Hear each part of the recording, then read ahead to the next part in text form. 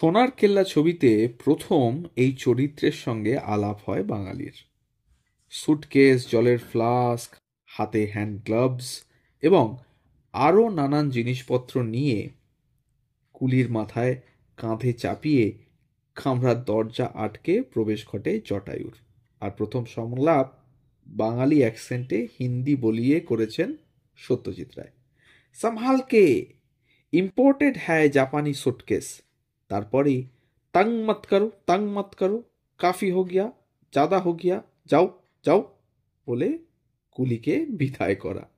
হ্যাঁ, ঠিক ধরেছেন। ফার্স্ট ইমপ্রেশন একেবারে হৃদয়ে ছেপে বসে গিয়েছিল, আর সেই ছাপ কোনো অভিনেতা ফিকে করতে পারেননি। রবি ঘোষ, অনুপ কুমারের মতো অসাধারণ শিল্পীরাও পারেননি।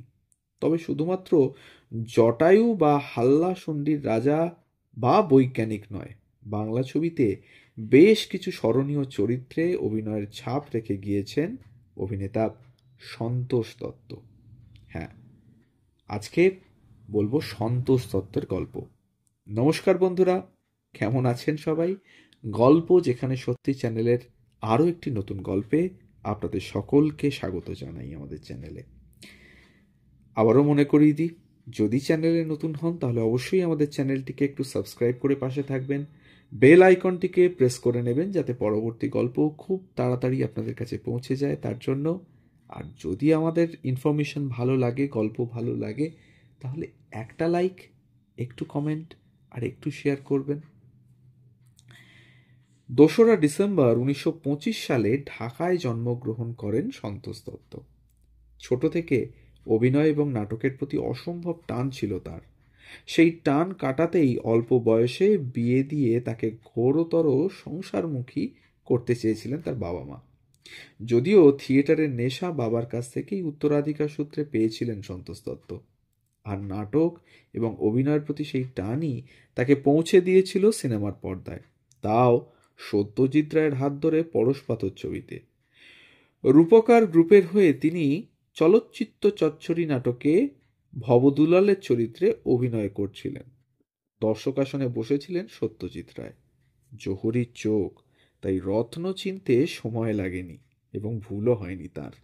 বুঝে গিয়েছিলেন সন্তোষ দত্তর অভিনয় দক্ষতা ভারতীয় সিনেমাকে সমৃদ্ধ করবে। তেমনটাই আখেরে হয়েছিল। পরশপাথর থেকে শুরু, তারপর একে একে সত্যজিৎ রায়ের সঙ্গেই 8টি ছবিতে নানা চরিত্রে অভিনয় করেন সন্তোষ, যার মধ্যে কিছু কিছু ছবিতে আবার ডাবল রোলেও অভিনয় করেছেন। সৌমিত্র চট্টোপাধ্যায় বুদ্ধিদীপ্ত চেহারা দেখে তিনি যেমন ফেলুদার চরিত্র কল্পনা থেকে বাস্তবে নামিয়ে আনেন, তেমনি সন্তোষ দত্তকে দেখার পর জটায়ু চরিত্রের অবতারণা। প্রথম জীবনে ইম্পেরিয়াল ব্যাংক, যার এখনকার নাম স্টেট ব্যাংক অফ ইন্ডিয়া, এখানেই চাকরি করতেন সন্তোষ দত্ত। তবে তাকে ওড়িশায় বদলি করে দেওয়ায় চাকরি ছেড়ে ওকালতি শুরু করেন। তার আগেই অবশ্য ওকালতি পাশ করে ফেলেছিলেন। এই ওকালতির জন্য সোনার কেল্লা ফসকে যাচ্ছিল প্রায়। শুধু সোনার কেল্লাই নয়, জয় বাবা ফেলুনাথেও শেষবারের মতো জটায়ের চরিত্রে অভিনয় করেন সন্তোষ দত্ত। মগনলাল মেঘরাজের ডেরায় তার কি অবস্থা হয়েছিল তা আপামর দর্শক সবাই জানেন। সেদিন শুটিংয়ে কি হয়েছিল সেটা পরে 1995 সালের ডিসেম্বর সংখ্যার সন্দেশ পত্রিকায় ফেলুদা 30 নামে প্রকাশিত বিশেষ সংখ্যায় লিখেছিলেন সন্দীপ রায়। তার ভাষায় 16ই মে 1978। স্থান ইন্দ্রপুরী স্টুডিও। জয় বাবা ফেলুনাথ সিনেমার সেই ভয়ঙ্কর দৃশ্যের শুটিং। স্টুডিওর একটা ফ্লোরে তৈরি করা হয়েছে মগনলালের বৈঠকখানা। অর্জুনের ছুরি যেখানে গিয়ে বিঁধবে একটার পর একটা, সেটা কাঠের তৈরি।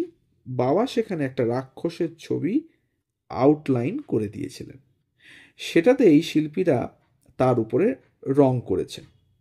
সব মিলিয়ে জমজমাট একটা ব্যাপার। শুরু হলো দৃশ্যগ্রহণ। প্রথমে বিভিন্ন অ্যাঙ্গেল থেকে ছুরি ছোঁড়ার দৃশ্যটা তোলা হলো। বেশ কয়েকটা শটে জটায়ুও আছেন, তবে সেগুলো ছুরি ছোঁড়ার ঠিক আগের মুহূর্ত পর্যন্ত। আর যে শটগুলোতে অর্জুন ছুরি ছুঁড়ে দিচ্ছেন, সেখানে বলা বাহুল্য উল্টো দিকে জটায়ু নেই। এবার সেই শট যেখানে দেখানো হচ্ছে সন্তোষ তার শরীরের চারপাশে এসে ছুরিগুলো বিঁধছে। সেই কাঠের বোর্ডের সামনে সন্তোষ দাকে এনে দাঁড় করানো হলো, কিন্তু আশ্চর্য, একটা ছুরিও তার দিকে লক্ষ্য করে ছোঁড়া হলো না, উল্টোটা করা হলো। সন্তোষ তার শরীর থেকে 1 বা 1.5 ইঞ্চি দূরে ছুরিগুলোকে বোর্ডের গায়ে পরপর গেঁথে দেওয়া হলো, আর প্রতিটা ছুরির পেছনে বাঁধা চিকন নাইলন তার, যা ক্যামেরায় ধরা পড়বে না। ক্যামেরার চোখের বাইরে থেকে সেই তারগুলোকে টান টান করে ধরেছিলাম আমি আর কয়েকজন। এবার ক্যামেরা চালু হলো, কিন্তু উল্টো গতিতে, ইংরেজিতে যাকে বলে রিভার্স মোশন ফটোগ্রাফি। আমরা একটা একটা নাইলনের দড়ি ধরে হ্যাঁচকা টান দিচ্ছি, আর একটা একটা করে ছুরি বোর্ড থেকে খুলে বেরিয়ে আসছে, আর সেটাকে তুলে নিচ্ছে ক্যামেরা উল্টো গতিতে। যার অর্থ, এই ছবি যখন প্রজেক্টরের সাধারণ গতিতে চলবে তখন দেখা যাবে একটার পর একটা ছুরি বিদ্যুৎ গতিতে সন্তোষদার চারপাশে গেঁথে যাচ্ছে। বাবার এই দুর্দান্ত পরিকল্পনা পর্দায় কি চেহারা নিয়েছিল সেটা আশা করি আর নতুন করে বলার কোনো দরকার নেই। রিভার্স মোশনে সিনেমার ছবি তুললে সেটা দেখার সময় অভিনেতার অভিব্যক্তিও উল্টো হয়ে যায়, অর্থাৎ কেউ গম্ভীর মুখ থেকে হেসে ফেললে সেটাকে পর্দায় দেখা যাবে হাসি থেকে গম্ভীর মুখে পরিবর্তিত হতে। বাবা সন্তোষ দাকে বলে দিয়েছিলেন প্রতিবার ছুরি খুললে বেরিয়ে আসার সময় উল্টো রিয়াকশন দিতে। এটা প্রচণ্ড কঠিন একটা কাজ, কিন্তু ঠিক কতটা নিখুঁতভাবে সন্তোষ দা কাজটা করেছিলেন সেটা তো দৃশ্যটা দেখলেই বোঝা যায়। সন্তোষ দত্তকে যারাই দেখেছিলেন তাদের প্রায়ই একটা কথা মনে হতো, তার দুটো সত্তা, একটা মঞ্চের বা পর্দার, যেখানে তাকে মনে হতো আলুথালু একজন মানুষ, সেই মানুষই আবার যখন বাস্তব জীবনে ঢুকতেন ছবিটা পুরো বদলে যেত। বাড়ি বলতে অজ্ঞান, পরিবারের একমাত্র ছেলে ছিলেন তিনি, 4 বোন ছিল তার, তাদের মধ্যে কেউ কেউ আবার বাল্য বিধবা। সবাই দেশের বাড়িতে থাকতেন। তাদের যে কত রকমের দায়িত্ব বয়ে বেরিয়েছেন সারা জীবন তার ইয়ত্তা নেই। এছাড়াও তার ছিল অগাধ পাণ্ডিত্য। পড়তে পড়তেই দুর্দান্ত ভক্ত হয়ে পড়েছিলেন হলিউডের বিখ্যাত কমেডিয়ান গ্রাউচো মার্কসের। আর হাতের লেখা, পরিচিত জনেদের মন্তব্যে মুক্তাক্ষর বললেও কম বলা হয়, যেমন বাংলা তেমন ইংরেজি, বিভিন্ন কায়দায় হরফেও লিখতে পারতেন, ক্যালিগ্রাফিও। প্রায় সকল মানুষের মতো স্বীকৃতি এবং সম্মানের খিদে ছিল তার মধ্যে, কিন্তু তার মতো অভিনেতা সেটা পাননি। সেই অভিমান, একটা চাপা কষ্ট চিরকাল বুকে নিয়ে থাকতেন সন্তোষ দত্ত। সেই চাপ থেকেই হয়তো বুকে ক্যান্সারের হানা, ফুসফুসে ক্যান্সার, ঠাকুরপুকুর ক্যান্সার হাসপাতালে রে নিচ্ছেন, আবার কাজও করছেন। অসম্ভব পরিশ্রমী ছিলেন ব্যক্তি জীবনে। সত্যজিৎ রায় ঠিকই বলতেন, তুলসী চক্রবর্তী, উৎপল দত্ত, রবি ঘোষ, সন্তোষ দত্তর মতো অভিনেতারা বিদেশে জন্মালে একাধিক অস্কার পেতে পারতেন। সেই অভিমান নিয়েই 5ই ফেব্রুয়ারি 1988 সালে চিরতরে চলে গেলেন সন্তোষ দত্ত। হয়তো সেই জায়গা থেকেই সত্যজিৎ রায়ের কোনো দিন ফেলুদা নিয়ে ছবি না করে একরকম সম্মান জানিয়ে গেলেন তাকে। সত্যজিতের জটায়ু মানে একজনই, সন্তোষ দত্ত। সন্তোষ ছাড়া জটায়ু আর কেউ করতে পারবে না। সত্যজিৎ রায়ের অমোঘ উক্তি অক্ষরে অক্ষরে সত্যি হয়েছিল। অন্তত জীবিত অবস্থায় এই উক্তি কেউ টলাতে পারেননি। জটায়ু ছাড়াও এমন অনেক চরিত্রে তিনি অভিনয় করেছেন যেগুলোর জন্য তিনি অমর হয়ে থাকবেন। রঘুবধূ সুন্দরীর অবলাকান্ত, গোপীগাইন বাঘাবাইনের 2 রাজাকে কি আমরা ভুলতে পারবো? এছাড়া মহাপুরুষ, 4 মূর্তি, মার্জিনা আবদুল্লাহ, জন অরণ্য, একের পর এক ছবিতে তার অভিনয়ে বাকরুদ্ধ হয়ে গেছেন সিনেমা প্রেমীরা। সন্তোষ দত্তকে সত্যিই আমরা কোনোদিন ভুলতে পারবো না।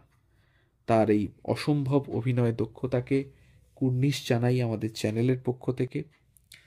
আর তার জন্মদিনে এটা আমাদের ট্রিবিউট রইল সন্তোষ দত্তকে। এখনকার প্রজন্ম আমি জানি না কতটা জানেন তারা সন্তোষ দত্ত সম্পর্কে। যদি না জেনে থাকেন, যে সিনেমাগুলোর নাম উল্লেখ করা হলো সেই সিনেমাগুলো ইউটিউব বা অন্যান্য মাধ্যম থেকে দেখে নেবার একটা অনুরোধ রাখলাম। দেখলে বোঝা যাবে যে সীমিত পরিকাঠামো নিয়েও কতটা ভালো সিনেমা করেছিলেন সত্যজিৎ রায়, এবং তাতে এক একজন অভিনেতা এক একজনকে ছাপিয়ে গিয়ে কিভাবে অভিনয়টা করেছিলেন সেই সমস্ত সিনেমায়। সন্তোষ দত্ত তাদের মধ্যে সত্যিই অন্যতম একজন ছিলেন। তো এই ছিল আজকের গল্প। ভালো থাকুন, সুস্থ থাকুন আর শুনতে থাকুন গল্প যেখানে সত্যি। আর যদি ভালো লাগে তাহলে একটু কাছের মানুষদের সাথে শেয়ার করবেন আমাদের গল্পগুলো। ধন্যবাদ।